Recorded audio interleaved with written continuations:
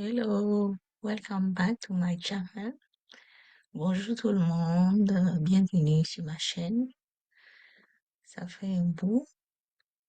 Et aujourd'hui, je viens pour vous parler de un indicateur que j'utilise, que j'apprécie beaucoup et que, en tout cas, tous ceux qui l'utilisent trouvent que il nous aide, il aide beaucoup surtout pour ceux qui font du trading.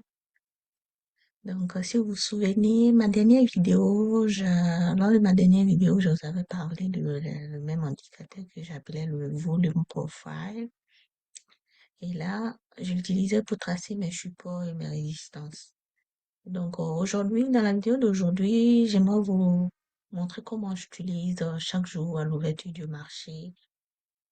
Pas seulement à l'ouverture, mais à la veille même, avant que les marchés ouvrent, les niveaux que je trace, comme vous pouvez voir sur la figure ici. Voilà, les lignes que vous voyez en pointillé, c'est avec cet indicateur-là. Donc, je vais le faire apparaître, le faire apparaître sur mon graphique. C'est lui comme ça.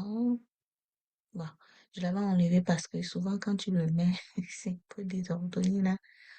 Voilà, pour les novices, on ne comprend pas grand-chose. Donc, je vais vous expliquer brièvement, rapidement comment je l'utilise. Mais là-bas, c'est le volume profile. C'est un indicateur qui tient en compte, en plus du prix, il tient en compte du volume, du temps. Donc, ça fait que nous donne des niveaux sur réellement, où le prix va réellement réagir. Donc, ici, comment je l'utilise? Moi, quand je l'affiche, j'utilise ces niveaux-là. Vous voyez, on a des pointes vous pouvez voir les pointes. On les appelle les pointes de volume. Ça, c'est les pointes hautes de volume.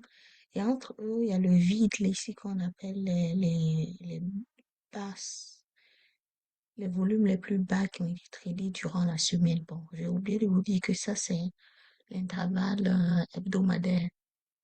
Voilà, c'est le profil que vous voyez, ce sont des profils de volume hebdomadaire. Donc, on continue ici, entre les pointes de volume, là, vous avez les espaces vides, là, qu'on appelle les low volume nodes. C'est-à-dire les nœuds où on a de faibles volumes. Et là, ce sont ces niveaux que moi je recherche. Voilà, ce sont les niveaux sur lesquels je suis sûre qu'il y aura des interactions ou soit des sortes de rejet sur le volume, comme vous pouvez le savoir. Quand on a une tendance, la tendance elle n'est pas de façon continue, ça monte. Le prix monte de façon continue. Le prix il monte, il fait des... attendez, je sais pas si je peux tracer quelque chose. Bref. Bon, si je trouve pas, vous allez voir que le prix, comme vous le voyez ici, le prix, il va monter un moment, il va redescendre, il va remonter, il va redescendre. Voilà. Toutes ces fluctuations-là, ça nous permet de prédire ces niveaux sur lesquels le prix va monter, il va redescendre. Voilà. Donc, lui, cet indicateur-là, il nous permet de prévoir ces niveaux sur lesquels le prix va réagir. Et pour quelqu'un qui fait le trade chaque jour, c'est vraiment très important de connaître ça. Comme ça, quand j'entre en position, je sais où est-ce que le prix va réagir. Donc, pour mon cas ici, ça c'était pour la semaine du 9, le lundi, la semaine du 9 au 13. Donc, ce profil-là représente cette semaine-là. Donc, à la fin de la semaine, avant que l'autre semaine ne commence, je suis venue ici, j'ai tracé mes niveaux. Ici, tout il y avait les petits volumes là. Ici, c'est comme s'il y avait une sorte de gap où il y a eu un mouvement impulsif là. Un fort mouvement. Donc, généralement, quand on voit un endroit où le volume est aussi bas ici, ce sont des zones où, excusez-moi, ce sont des zones où on sait que le prix a fait un fort mouvement, donc ça crée cette zone vide là qu'on appelle low volume node. Bon, il y a tout ça, ce sont des low volume nodes, seulement que il y a les majeurs, les niveaux majeurs où il y a eu des faibles volumes. Et ça, eux, je les note avec des trucs comme ça. Je les marque avec un peu une forme de zone. Pour les autres, je me contente juste de faire des droites en pointillés. Voilà. Donc ça, ce sont des niveaux sur lesquels pour la semaine du 16. Voilà, la semaine du 16 au 23. Voilà, ce sont ces niveaux-là que je vais observer durant cette semaine. Donc, pour le faire, ça, c'est ce que j'ai fait pour la semaine qui vient d'être écoulée. Et puis, j'enlève un peu pour qu'on puisse voir. Je vais le cacher. Et là, quand je le cache, voilà. Si je vais à la semaine, je me rends à la semaine du 16. Bon, je dirais 17 parce que le 16, les marchés étaient fermés. Le marché était fermé. Donc, si je me rends ici, le 17, je me rends le 17, le mardi 17, voilà, le marché ouvre ici. Et là, les niveaux que j'avais tracés avec le profil de la semaine dernière, voici comment je regarde les prix ont réagi là. Quand le marché a ouvert, le prix était là. Il a vu que c'est descendu jusque là. Et là, moi, ça, ce niveau, je m'intéressais pas trop à ça du moment où on n'a pas franchi, comment on appelle ça, les, les dérivés du VWAP. Ça aussi, c'est un autre indicateur que j'utilise beaucoup. De toute façon, je vais faire une série de vidéos que je vais vous expliquer tous les indicateurs que j'ai, pourquoi, à quel moment je les utilise et tout. Voilà. Donc, pour aujourd'hui, je vais juste vous parler des niveaux là que j'ai tracés. Et donc, je regarde, je vois ici, ça, là où je cherche une entrée, ça va être lorsque le prix commence à remonter ici. Je vois qu'il a cassé ça. La courbe mauve ici, là, le violet. Voilà, ça, c'est une courbe très importante. Ça me permet, ça confirme les tendances. Quand le prix commence à monter, une fois que ça casse ça, je sais que on va avoir une tendance haussière, comme on peut le constater. Maintenant, moi, quand j'entre, où est-ce que je veux sortir? Je sais que les niveaux que j'ai tracés ici, voilà, je sais que c'est à ce niveau que le prix va réagir. Donc, est-ce que une fois que ça casse ici, comment j'entre? Mais je suis pas, bon, je vous explique, mais en réalité, je suis pas rentrée à ce niveau. Je vous dis vrai, parce que là, ça entré, ça cassait. Voilà, une fois que ça avait cassé là, j'attendais la confirmation. Et une fois que j'avais eu une fois que j'ai eu la confirmation, c'était sur cette bougie. Voilà. Donc, je suis pas entrée parce que je voulais voir un retest de mon VWAP. Comme je dis ça, cette courbe-là, ça la casse. J'attendais que ça reteste ça. Donc, étant donné que ça respectait ce niveau, ça, j'avais l'esprit tranquille. Donc là, je m'attendais à ce que ça reteste ça. Et c'est pas, je cherche de la confluence. Ça veut dire des indicateurs qui me montrent tous, qui m'indiquent tous le même mouvement ou qui confirment le même mouvement. Donc là, j'ai le VWAP, le prix le dessus du VWAP, qui veut dire que la tendance est haussière.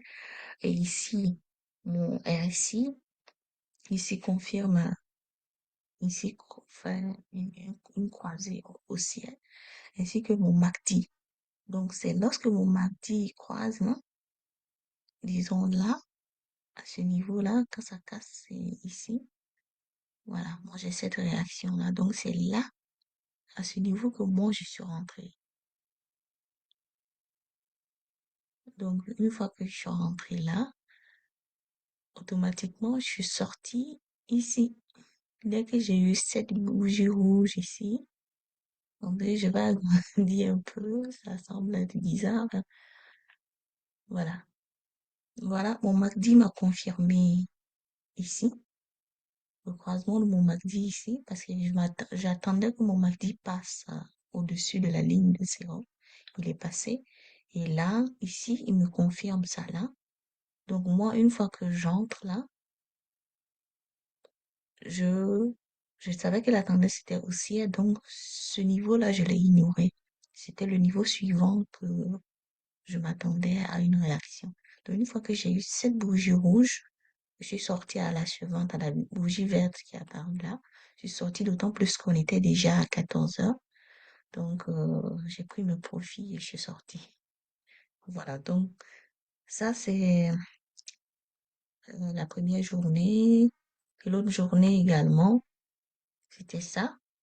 Et- mais là, par contre, quand je suis entrée avec la confirmation du MACD qui est passé à zéro ici, il faut dire que j'ai pas eu à faire grand profit ici parce que une fois que mon MACD a confirmé, là, je savais que le niveau, bon, c'était un peu aussi une erreur de ma part parce que ici, quand j'avais marqué ce niveau, c'était un niveau clé où je savais que il devrait avoir un rejet. C'était un niveau clé de toute la semaine dernière. Donc là, quand le mardi a confirmé, je suis rentrée. Seulement que j'ai pas eu grand-chose. Je suis sortie, bon, à presque à zéro, là. Voilà, je voulais pas perdre. Voilà, donc là, j'ai pas eu grand-chose, mais là, je m'attendais au rejet. Et où est-ce que je m'attendais au rejet ici? C'était quand le MACD passait à zéro, parce que je sais que ça, c'est un niveau majeur sur lequel il y aura un rejet une première fois. Donc là, le MACD m'a confirmé ici, à ce niveau-là, voilà, que la tendance est baissière. Et moi, je voulais que le MACD passe en dessous de zéro ici, comme vous pouvez le voir ici. Donc, non seulement le MACD est passé à zéro et le prix est en dessous de la courbe violette. Quand ça passe en dessous de la courbe violette, ça veut dire que la tendance est baissière à cet instant-là. Donc là, je suis rentrée ici. Et quand je suis rentrée, je suis ressortie, il faut dire, je suis ressortie sur cette bougie. Bon, pratiquement, à une fois que le rouge ici a fermé, là, ici, là, voilà. Donc, une fois que ça a commencé, je suis sortie entre ces deux-là. Voilà.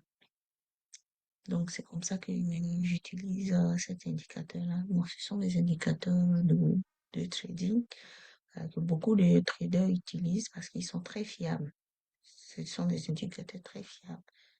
Surtout le VWAP, la courbe mauve là, et le volume profile. Et là, toute la semaine, c'était comme ça. Le prix a bien réagi sur les différents niveaux que j'ai tracés. Donc, pour la semaine à venir, la semaine du 23, donc la semaine du 23, qu'est-ce que je fais? D'abord, je vais aller effacer tous ce que j'avais tracé pour la semaine, non, pas la semaine dernière. Et là, je reviens mettre ici, je viens remettre l'indicateur. Je vais le faire apparaître. Voilà. Il est là. Je repars, attendez. Je vais au 17. 17. Et voilà. Voici notre indicateur ici. Donc, pour un peu, bon, faire un peu le ménage là, pour rendre un peu le graphique clair, je vais d'abord cacher tous les autres courbes là, puis juste garder le profil de volume comme ça. Et là, on est à la semaine du 17. Ça commence du 17 jusqu'au 20. Ça, ce profil-là représente ça. Donc, qu'est-ce que je fais? Je trace, je regarde les niveaux majeurs où il y a eu de faibles volumes. Et là, j'ai ce niveau ici. J'ai ici aussi.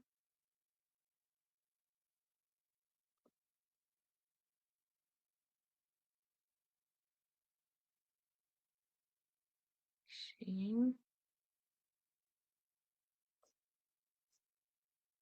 Ah, peut-être que j'ai utilisé ça. Et ici aussi, on a un niveau majeur ici. Ici également aussi, il y a un niveau majeur.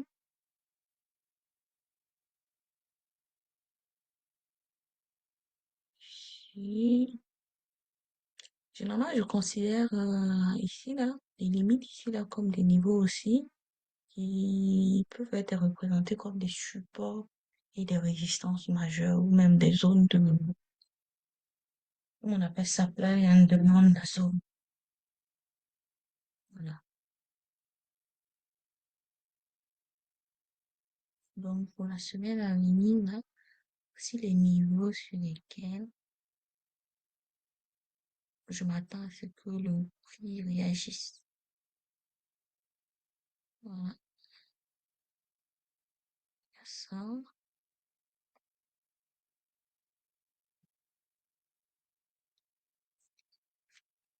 Il y a ici aussi, et à ce niveau,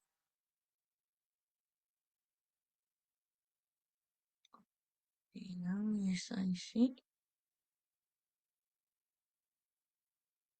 Puis, bon, lui, je vais l'enlever pour mettre, pour uniformiser, donc, je fais même, de même couleur partout.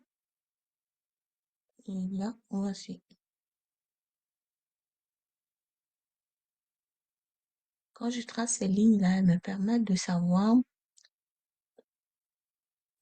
où est-ce que les différents niveaux de prix réagissent et même anticiper à quel moment j'entre et à quel moment je sors. Voilà, parce que ce sont des niveaux où je vois quand la tendance est vraiment forte là. J'anticipe le moment, je sais que souvent avec l'actif XPY, c'est un ETF ici qui est rattaché au SP 500. Donc c'est un truc qui est vraiment volatile. C'est un actif très volatile. Et donc souvent, si tu connais, si j'ai une idée déjà du niveau de prix auquel je m'attends, ça me facilite un peu d'anticiper le mouvement parce que du fait que c'est volatile, si je m'attends à ce que le prix arrive exactement là où moi je vais avant de me décider si je sors ou pas, quelquefois je peux avoir des mauvaises surprises. Donc ça me permet d'anticiper les choses. Voilà. Ok. Et là, ici aussi, j'ai des zones ici très intéressantes ici. Voilà.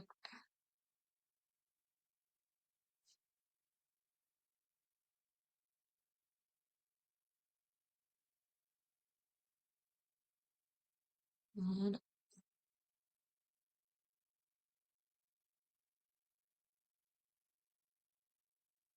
Donc, quand je regarde ici, ça, c'est le niveau. Parce que si vous remarquez, vous allez voir, il y a ces lignes jaunes là ici. Ça, c'est mes zones de, comment on appelle, value. Ah, c'est les zones de valeur parce que le profil, il m'affiche les zones où il y a réellement eu de forts volumes qui ont été tradés là. Voilà. Cette ligne jaune en haut ici, elle donne ici et c'est l'intervalle là qu'elle délimite ici les zones où on a eu de très grands volumes.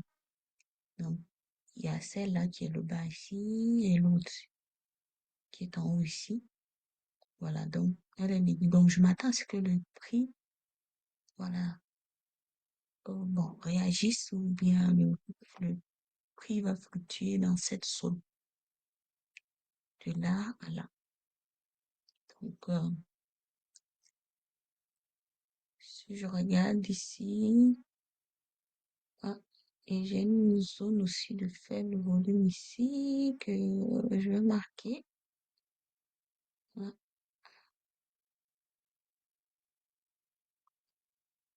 Et aussi, la dernière ici, c'est ici.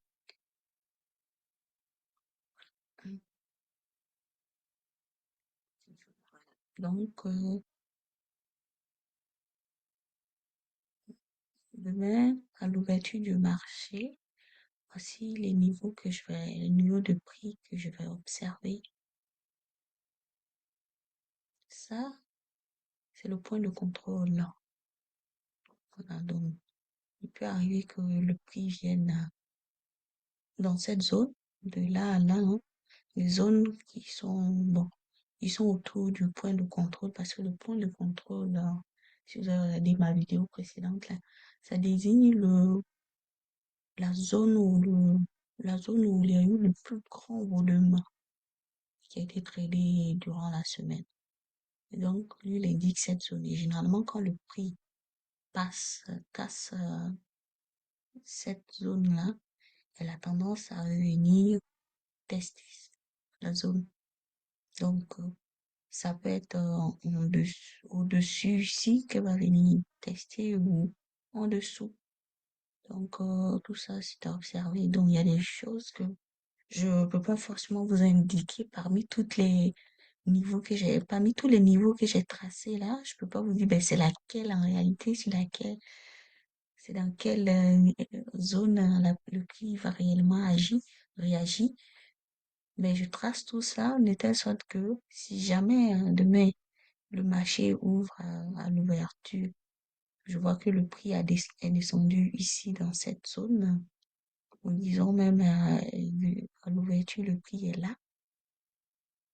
Là, soit j'anticipe le mouvement parce que déjà il y a le pré-market avant que le marché ouvre le matin très tôt. Voilà, je peux voir comment le prix a fluctué durant cette période-là. Et là, si jamais le prix est à ce niveau, je m'attends à ce que soit elle remonte tester un niveau ici et redescendre ici, ou soit elle va remonter, casse ici, elle va revenir peut-être sur le POC, comme on le dit. Voilà, point of, point of control en anglais. Voilà, elle va venir tester cette zone et puis remonter. Mais toujours est-il que je suis sûre que ça va réagir à ces niveaux. Donc, je les trace comme ça demain matin. Je suis en même temps avec les autres indicateurs que sont le RSI et le MACD et la courbe mauve. Voilà, qu'on appelle le VWAP. Voilà, là, le VWAP, il est là. Donc, déjà, le prix à la fermeture, c'était vraiment au-dessus du VWAP. Donc, le VWAP réagit comme un aimant qui attire le prix. Donc, je peux qu'en pré-market à l'ouverture, là, que ça vienne dans la zone du VWAP, tester, réagir. En même temps, le VWAP, il est proche d'une zone de volume. Donc, ça peut aussi être une confluence, comme on le dit là. Une confluence, et là, on peut venir tester cette zone et repartir à la hausse. Sinon, elle va venir juste, elle va venir casser, elle va venir casser ici qu'on appelle le breakdown, casser ce niveau-là. Si elle casse ça, je m'attends à ce qu'elle revienne réagir sur cette zone et redescendre, ou même elle peut casser, venir là, revenir tester ici, et ensuite repartir. Seulement que tous ces mouvements que je vous décris là, ça sera accompagné des autres indicateurs comme le mardi ici. Voilà. Je prends la hausse lorsque le prix sera au-dessus de la courbe mauve et que mon MACD sera au-dessus de la ligne de zéro. Voilà, ça, ce sont les, excusez-moi, ça, ce sont les conditions ici à remplir pour que moi, je prenne un trade, j'entre à la hausse. À la baisse aussi, je m'attends à ce que le MACD passe en dessous de zéro et le prix en dessous de la courbe mauve. Et généralement, le RSI également. Le RSI, lui, il est très réactif, donc lui aussi, il va suivre sur le mouvement. Donc, si j'ai toutes ces conditions remplies là, je prends ma position à la baisse. Ok. Donc, c'est un peu tout aujourd'hui. Et je vais, les prochaines vidéos, on va entamer une série sur un peu le paramétrage de l'indicateur, comment le paramètre, comment je le paramètre. Et voilà. Et aussi, savoir les petits tics à observer. Voilà. Qui peut et beaucoup aider. Ok, sur ce, je vous remercie. Merci de m'avoir écouté. Et puis, si vous avez des commentaires, merci de me les faire savoir. Et je serai ravie de vous lire. Merci et à la prochaine. Au revoir.